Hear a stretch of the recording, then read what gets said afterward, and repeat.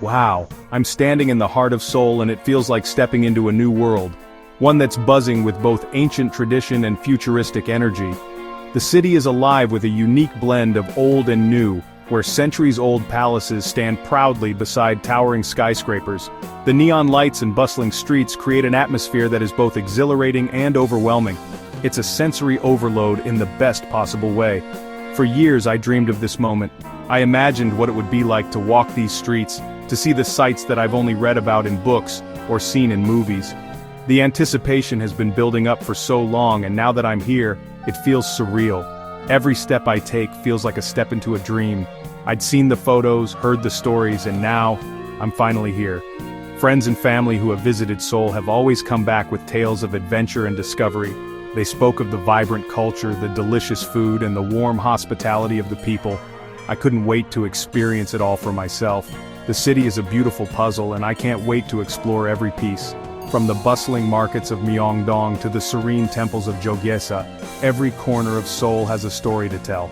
I want to uncover the hidden gems, the local favorites, and the iconic landmarks that make this city so special. The airport was spotless and organized, with robots gliding around to help travelers, like a glimpse of the future. It was my first introduction to the seamless blend of technology and efficiency that Seoul is known for. The ease of navigating through the airport set the tone for the rest of my journey. But then, I saw a family in traditional hanbok, reminding me of Seoul's deep roots. The sight of them was a beautiful reminder of the city's rich history and cultural heritage. It was a poignant moment that made me appreciate the depth and diversity of Seoul's identity. On the bus into the city, I watched skyscrapers and traditional houses blend together, bridges over the Han River glowing with color. The cityscape was a mesmerizing mix of the past and the present, a testament to Seoul's ability to honor its history while embracing the future. The view from the bus window was like a moving postcard, each frame capturing a different facet of the city's charm. Every street felt alive, every corner promised a new adventure. The energy of the city was infectious, and I felt a sense of excitement and curiosity with every step. From the bustling street markets to the quiet alleyways, there was always something new to discover. The diversity of experiences and the vibrancy of the city made me feel like I was part of something truly special. Arriving at my hotel, I opened the window and let the city's heartbeat, music, chatter, the hum of traffic rush in. The sounds of Seoul filled the room, creating a symphony of urban life that was both comforting and exhilarating. It was a moment of connection, a feeling of being part of the city's rhythm and pulse. I knew right then, this trip would be more than a vacation. It would be a journey of discovery, a chance to learn and grow, to immerse myself in a culture that is both familiar and foreign. It was an opportunity to create memories that would last a lifetime. It would be an experience I'd never forget. The sights, the sounds, the people, and the places would all come together to create a tapestry of unforgettable moments. I was ready to embrace every experience, to savor every moment, and to let Seoul leave an indelible mark on my heart. Seoul, I'm ready for you. Let's do this. With an open heart and an adventurous spirit, I was prepared to dive into everything this incredible city had to offer. The journey had just begun, and I couldn't wait to see where it would take me. Let's talk about the food. If you think Korean cuisine is just about kimchi and barbecue, you're in for a surprise. There's a whole world of flavors, textures, and traditions waiting to be discovered at every meal. Before coming to Korea, I thought I had a pretty good grasp of what Korean food was all about. Spicy kimchi, sizzling barbecue, maybe a bowl of rice. But as soon as I sat down for my first meal, I realized how much I had underestimated the sheer variety and depth of Korean cuisine. My first meal at a cozy family-run restaurant was a revelation. The table was instantly covered with banchan, tiny, colorful side dishes, each with its own unique flavor and story. There were pickled vegetables, sweet potatoes glazed in syrup, spicy radishes, and even tiny fish, all meant to be shared and sampled with every bite. Eating here is about sharing, about reaching across the table and trying a little bit of everything. It's a communal experience, where the act of eating brings people together and turns strangers into friends. At one spot, we all gathered around a bubbling pot of spicy jjigae, a hearty stew packed with tofu, vegetables, and sometimes seafood or pork. Instead of individual bowls, everyone just dipped their spoons right into the pot, savoring the warmth and spice together. It felt like being welcomed into a family. Sharing food made me feel instantly connected, like I belonged. And then there's the street food scene. Vibrant, bustling, and absolutely irresistible. The streets of Seoul are lined with vendors selling everything from crispy fried chicken to sweet and chewy treats, each stall offering something new to try. One of my favorites was tteokbokki, chewy rice cakes swimming in a fiery red sauce that's both sweet and spicy. My mouth was on fire, but I couldn't stop eating. The heat was addictive and the texture was unlike anything I'd ever tasted before. For dessert, I tried bunjeo pang, a warm fish-shaped pastry filled with sweet red bean paste. The outside was crisp and golden, while the inside was soft and comforting, a perfect treat to enjoy on a chilly evening. Watching the street vendors at work was like watching artists in action. They flipped, fried, and served up food with incredible skill and a genuine smile. And then there were the scissors. Yes, scissors. In Korean barbecue restaurants, servers use scissors to cut grilled meat right at the table. It's so practical and efficient, turning every meal into a bit of a performance. The sizzling sound, the aroma of grilled meat, and the quick snip of the scissors, it all adds to the excitement. Every meal felt like an adventure, a chance to try something new and unexpected. Each bite challenged my expectations and opened my mind to new flavors and ways of eating.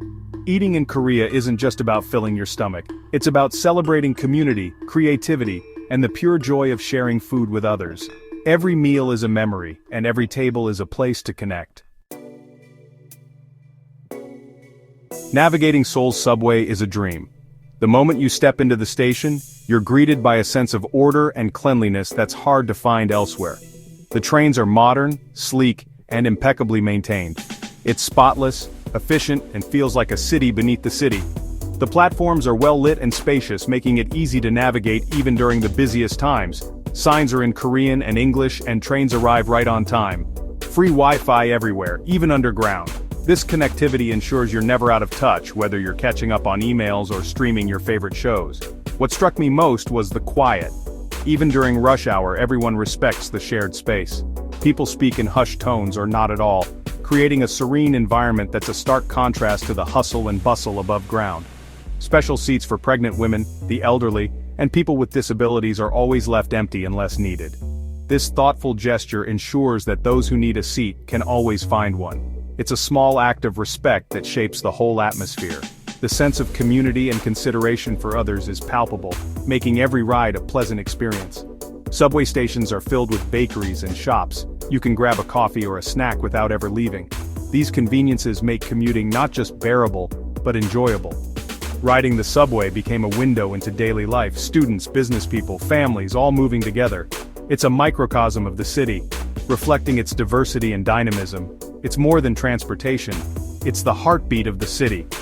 The subway system is a testament to Seoul's commitment to efficiency, community, and modernity, making it an integral part of daily life. Meet the ajumas, Korean grandmothers who are a force of nature. You'll spot them by their permed hair, sun visors, and unstoppable energy. At the market, I watched an ajuma expertly buy fruit in seconds, getting the best deal with confidence. They're the backbone of the country, running businesses and families with strength and heart, but they're also incredibly kind. When I looked lost, an ajuma helped me with gestures and a big smile. These women are everywhere, selling vegetables, running restaurants, keeping communities together. Their mix of toughness and warmth is inspiring. The ajumas taught me that real strength is caring for others. Seoul is a massive city, but what surprised me most was the quiet. In cafes and restaurants, people speak softly. On buses, a hush falls as soon as the engine starts. It's not unfriendly, it's a shared respect for peace. This culture values the group over the individual, so everyone keeps their voices down. At first I worried I was too loud, but soon I found the calm contagious. The quiet let me notice the city's subtle sounds, the sizzle of street food, birds in a park. It made me feel more connected and present. Sometimes the most beautiful moments are the quiet ones. Seoul is powered by coffee shops. There's one on every corner and each is unique. Cafes here are destinations, places to study, meet friends, or just relax. Some are modern and sleek, others cozy and filled with plants or quirky themes. I even heard of a cafe where you can pet sheep. The baristas are artists, serving up beautiful latte art. What amazed me was how people linger. Students studying for hours, friends laughing, couples sharing cake. Cafes are like public living rooms, a vital part of city life. In Seoul, coffee shops are about slowing down and savoring the moment. It's a culture of connection, creativity, and comfort. In Korea, the word yuri means we or our, and it shapes everything. People say our country, our family, even our house, reflecting a deep sense of community. I saw it everywhere, people sharing food, helping strangers, and caring for public spaces. When it rained, a student shared her umbrella with me, no questions asked. Public places are spotless because everyone feels responsible. This sense of us made me feel welcome, even as a foreigner. It's a beautiful way to live, reminding me that we're all in this together. The smallest gestures in Korea left the biggest impression. Using two hands to give or receive something shows respect, and I saw it everywhere, from cashiers to guesthouse owners. Bowing is another constant, a quick nod that says hello, thank you, or sorry. These habits made every interaction feel thoughtful and meaningful. People pour drinks for each other, stand for elders, and apologize for the smallest bump. Kindness here isn't about grand gestures, it's in the everyday habits of respect. As my trip ended, I stood on a hill, watching Seoul's lights twinkle. I thought about the food, the quiet, the ajumas, and the kindness I'd found. I came as a tourist, but I'm leaving with a new perspective. This journey was about connection, through food, culture, and simple human moments. Even without speaking the language, I felt understood. South Korea taught me that kindness is universal. This isn't really goodbye, it's the start of a lifelong friendship. I'll carry the spirit of Seoul with me, and I hope you'll be inspired to explore, connect, and share in this amazing world.